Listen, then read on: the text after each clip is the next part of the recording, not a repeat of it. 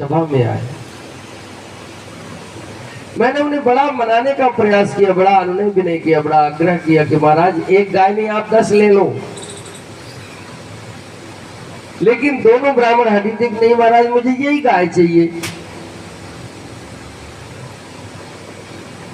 मैं समझाता रहा, अनुनय विनय प्रार्थना करता रहा, किसी तरह मान जाए, नहीं माने। और अंत में जब दूसरे ब्राह्मण देवता मान भी गए कि ठीक है महाराज आपने पहले इन्हें दिया था तो गाय फिर नहीं दे दो, मैं मान जाऊंगा, मैं दूसरी ले लूंगा।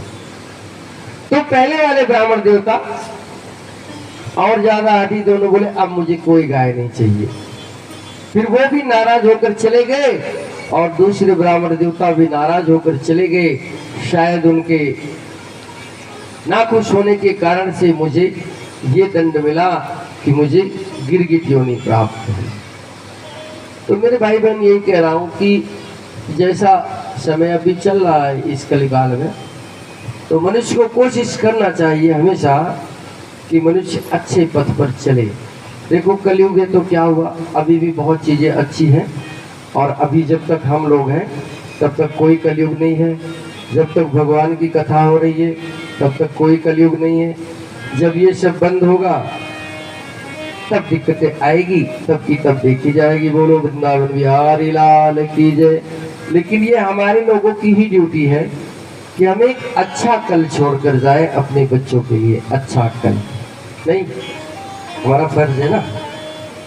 तो आप उनको धन दे करके जाओगे बहुत अच्छी बात है, आप उन्हें गाड़ी दे के जाओगे और अच्छी बात है, आप उन्हें शिक्षा दे करके जाओगे वो परम उत्तम बात है, आप उन्हें बैंक बैलेंस छोड़कर जाओगे ये और अच्छी बात है।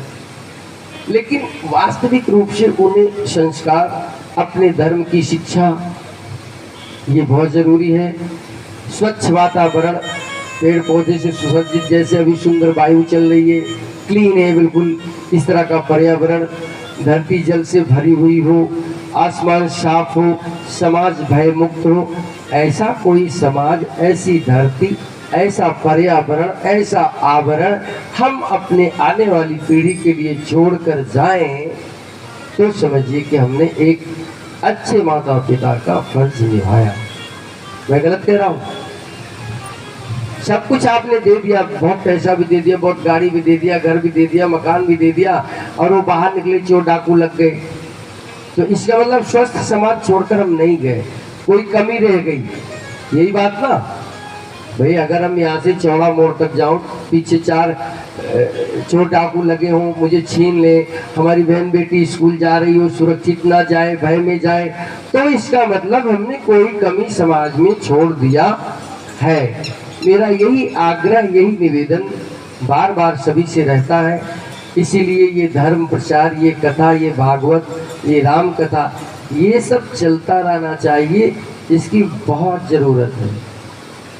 कहते हैं जहाँ बरसात नहीं होती वहाँ फसलें नष्ट हो जाती है, और जहाँ धर्म कार्य, भागवत कथा, राम कथा नहीं होती ना, वहाँ नस्लें नष्ट हो जाती है, वहाँ पीढ़ियाँ बर्बाद हो जाती हैं।